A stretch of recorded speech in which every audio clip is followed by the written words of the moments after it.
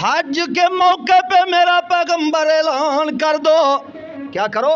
اعلان کر دو کہ مشرک قوم کے ساتھ اب ہمارا کوئی تعلق نہیں ہے۔ دو قبیلے ایسے تھے جنہوں نے وعدے کی خلاف ورزی کی، وعدہ انہوں نے کیا ہوا توڑ دیا جب، تو پھر اللہ نے فرمایا اب اعلان کر دو اذان من اللہ ورسولہ، اب اعلان ہے، برات کا اعلان ہے اللہ کی طرف سے اور اللہ کے رسول کی طرف سے۔ اور دو قبیلے ایسے تھے جو اپنے عہد کے اوپر پکے رہ گئے، اللہ نے فرمایا جو پکے اپنے عہد کے اوپر آئیں تو ان کے ساتھ کسی قسم کی کوئی خلاف ورزی تم بھی نہ کرو، اور باقی جو خلاف ورزی کر چکے ان کے ساتھ اب اعلان جنگ کر دو۔ اس لیے اللہ کے قرآن نے فرمایا فَإِن تُبْتُمْ فَهُوَ خَيْرٌ لَكُمْ، کیا اگر تم توبہ کرو، اگر تم اللہ کی طرف رجوع کرو تو یہ کیا ہے؟ فَهُوَ خَيْرٌ لَكُمْ، تو یہ تمہارے لیے کیا ہے؟ بہت بہتر ہے۔ وَإِن تَوَلَّيْتُمْ فَاعْلَمُوا أَنَّكُمْ غَيْرُ مُعْجِزِ اللَّهِ، اگر تم پھر گئے تو پھر جان لو فَاعْلَمُوا انکم غیر معجز اللہ، پھر تم سارے کافر بھی اکٹھے ہو جاؤ تو تم اللہ پاک کو عاجز کر سکتے نہیں ہو۔ اس لیے اللہ نے فرمایا وَبَشِّرِ الَّذِينَ كَفَرُوا بِعَذَابٍ أَلِيمٍ، دردناک عذاب کی بھی ان کافروں کو خوشخبری سنا دو۔ اب اصل بات دیکھو، اللہ کے قرآن نے فرمایا یعنی بنی زمرہ اور بنو کنانا، یہ جو دو قبیلے تھے، اللہ نے فرمایا إِلَّا الَّذِينَ عَاهَدتُّم مِّنَ الْمُشْرِكِينَ ثُمَّ لَمْ يَنْقُصُوكُمْ شَيْئًا وَلَمْ يُظَاهِرُوا عَلَيْكُمْ أَحَدًا، اللہ نے فرمایا سن لو إِلَّا الَّذِينَ عَاهَدتُّم مِّنَ الْمُشْرِكِينَ، مگر جن مشرکین کے ساتھ تم نے معاہدہ کیا ہوا ہے، اللہ نے فرمایا مشرکین میں سے ثُمَّ لَمْ يَنْقُصُوكُمْ، پھر وہ ایسے ہیں کہ وہ اپنے وعدے میں کوئی نقصان بھی نہیں کرتے، جو وعدہ انہوں نے کیا ہوا ہے، جو معاہدہ انہوں نے کیا ہوا ہے اس کو توڑتے بھی نہیں ہیں، تو اللہ فرماتے ہیں۔ اور دوسری بات یہ ہے وَلَمْ يُظَاهِرُوا عَلَيْكُمْ أَحَدًا، ان میں سے کوئی ایک بھی ایسا نہیں ہے کہ جو تمہارے اوپر چڑھائی کرے، کسی اور کے ساتھ مل جائے، کوئی غداری کرے، ایسی بات بھی نہیں ہے۔ تو اللہ نے فرمایا تم بھی فَأَتِمُّوا إِلَيْهِمْ عَهْدَهُمْ إِلَى مُدَّتِهِمْ، کیا فرمایا؟ تم بھی ان کے ساتھ جو معاہدہ طے ہو چکا ہے تم بھی وہ پورا کرو۔ فَأَتِمُّوا إِلَيْهِمْ عَهْدَهُمْ إِلَى مُدَّتِهِمْ، تم بھی وہ مدت اور وقت جو مقرر ہو چکا ہے وہ پورا کرو، کیونکہ فرمایا إِنَّ اللَّهَ يُحِبُّ الْمُتَّقِينَ، اللہ پاک پرہیزگاری کرنے والوں کو پسند فرماتا ہے۔ پھر اللہ نے کیا فرمایا؟ توجہ ہے، توجہ کرنا۔ پھر اللہ نے فرمایا فَإِذَا انْسَلَخَ الْأَشْهُرُ الْحُرُمُ فَاقْتُلُوا الْمُشْرِكِينَ، اللہ پاک نے فرمایا جب یہ پناہ والے مہینے گزر جائیں، بعد نے فرمایا کہ وہ حرمت والے مہینے، توجہ کرنا، یہ ایک ضروری بات ہے۔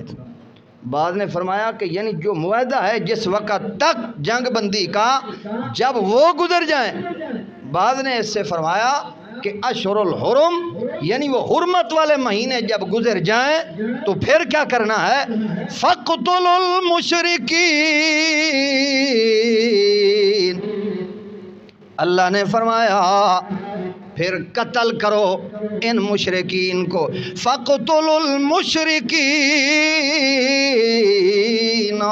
حَيْثُ وَجَدْتُمُوهُمْ، جہاں کہیں بھی تم ان کو پاؤ ان کو قتل کرو، مارو ان کو۔ وَخُذُوهُمْ پکڑو ان کو، وَحْصُرُوهُمْ ان کو محصور کر دو، بند کر دو ان کو، وَاقْعُدُوا لَهُمْ كُلَّ مَرْصَدٍ اور بیٹھ جاؤ گھات لگا کر، جہاں بھی کوئی گھات کی جگہ ہو وہاں بیٹھ جاؤ ان کا نشان لگانے کے لیے۔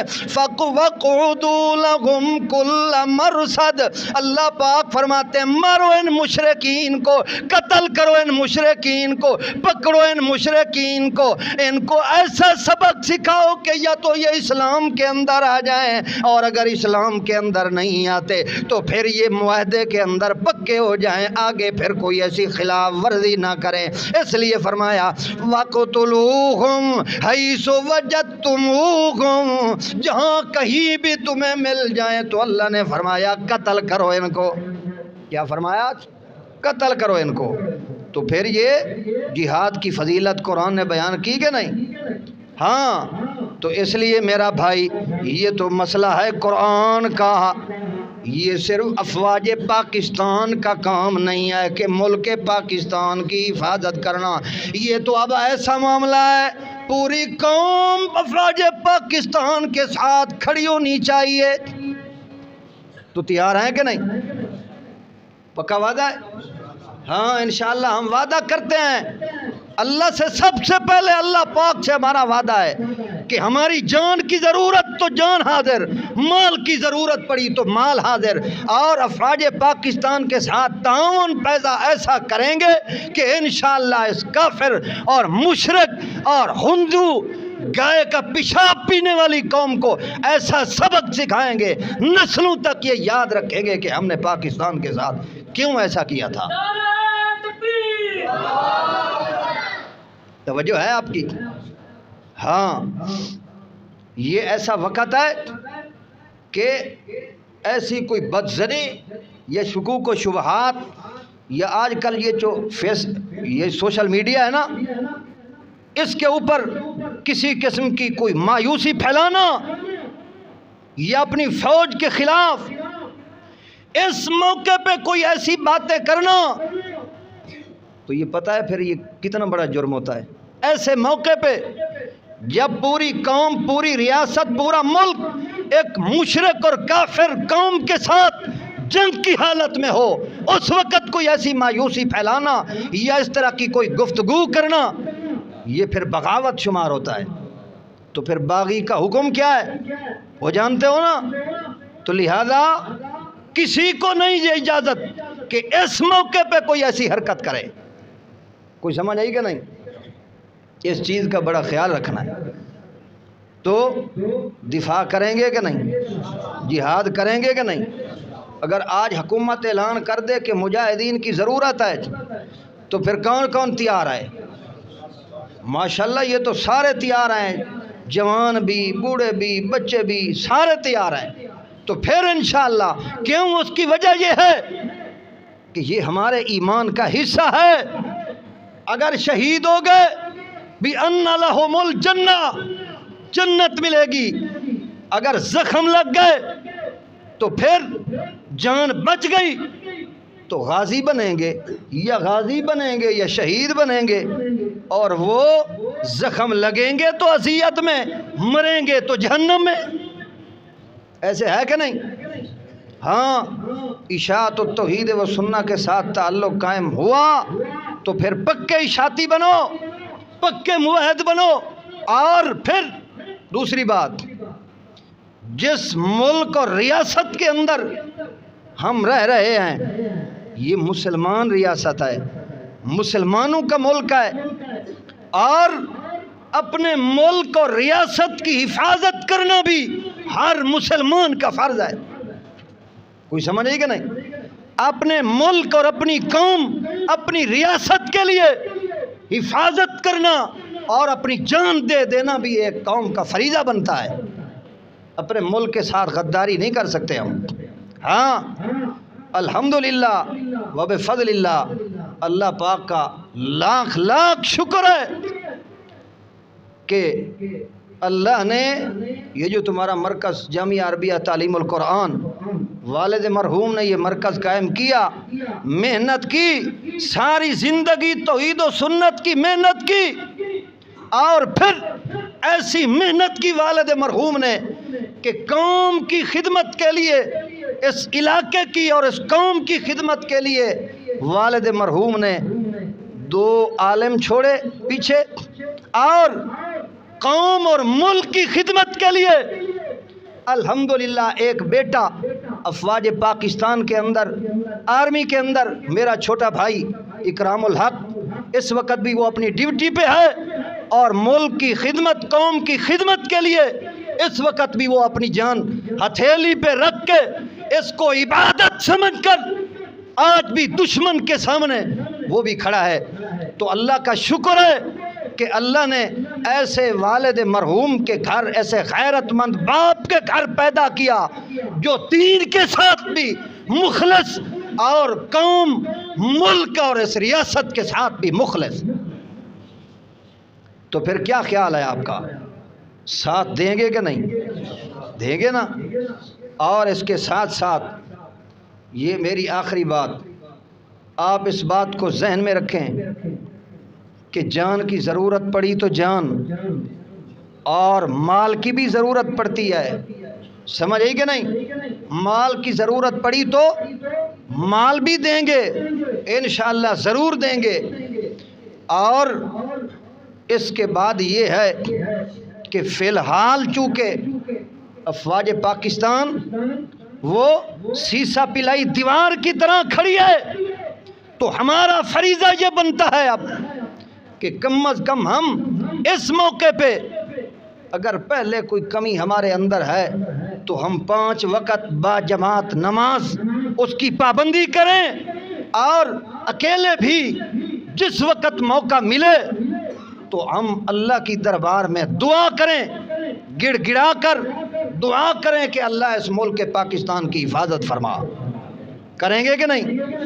اللہ سے دعا کریں، بار بار دعا کریں، ہر نماز کے بعد دعا کریں، اور یہ دعا کریں کہ اللہ افواج پاکستان کو ترقی اور ثابت قدمی نصیب فرما۔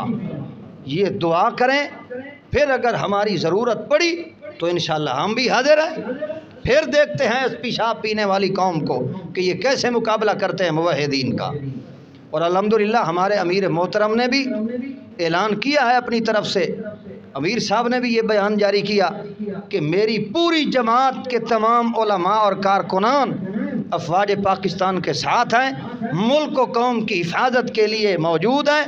21 لاکھ شاگرد امیر محترم کے، یہ بھی ایک بہت بڑی فضیلت ہے، بہت بڑی سعادت ہے۔